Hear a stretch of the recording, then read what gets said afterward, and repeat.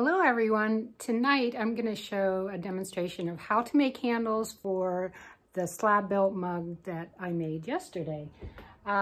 Just to give you a little bit of a history, I went to graduate school at West Virginia University, which is a really functional pottery school, and that's where I learned how to pull handles.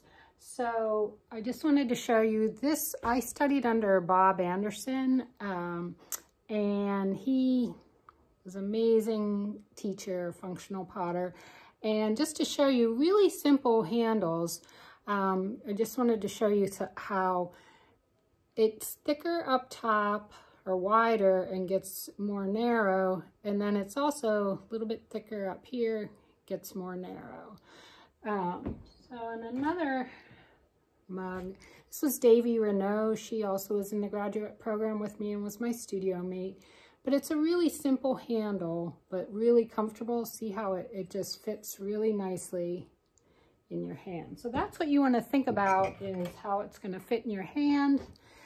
This is the master potter, Cynthia Bringle, who's down at Penland.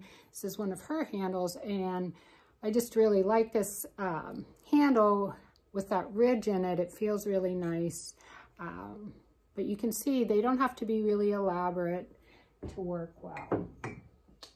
So here's one of my completed mugs, and I'm always continuously working on handles. But as you can see, wider goes to narrow, thicker goes to thinner. And you also want to keep the thickness of the handle about the thickness of the clay cup. So you'll get kind of a ball of clay that has been wedged, and you want to kind of get it in the shape that of what the handle, but obviously bigger.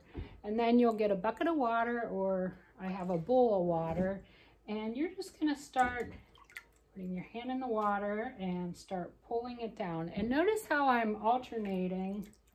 Bring it over so you can see. I'm alternating between going with my fingers, but I'm pulling down as well.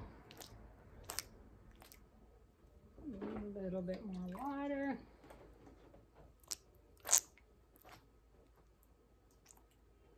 And I'm starting to get that ridge, which I like a little bit of a ridge, but not too much, somewhere kind of in between.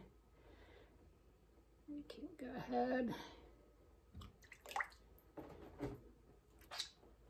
So, one of the things you also want to think about is the length of it. Do you want it, if it's a really tall vase or a tall cup, you're going to want it to be longer. But I guess some people do really small handles too. So there's a lot of different ways, but this is really just the way that I learned how to do it. Okay, so this looks pretty good. I'm going to go a little bit longer so you can see it's starting to get longer. Okay. So I think we're pretty good, and I'm going to want to cut it off up here where it's a little bit thicker, so then I have a little bit of an area to attach it. So I'll go ahead, slice it off, and then I'm going to set it kind of in the shape that I want it to. So this would be for a smaller cup. I'll put this up here. So you can see some of the different handles that I've made. I let them set up just a little bit. And then, let's see. Go ahead and put one on this cup that has the antler boy and girl on it. So I'm gonna choose a handle. Let's see, this one's pretty good. So there's a nice area. And then I'm going to go to the back side, and the clay is set up good enough but I'm still just going to add a little bit of water. You don't want too much water. I try not to add much water to my clay at all, and I'm really pushing it on there. That's what's more important, is making sure it's on there. I know a lot of people do slip and score, but I think sometimes for me, little gaps, if you don't get it on there good, that's where you're gonna get cracks. So that's attaching pretty good. And then this one doesn't really need to be pulled too much more.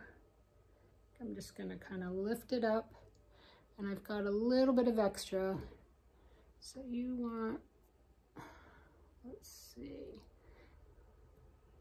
And I'm gonna go ahead and just do real simple right across, and then just rip this bottom part off. Okay, and go back in. And then I'm also gonna wanna make sure this dries really slowly, because the porcelain, just making sure it's on there good.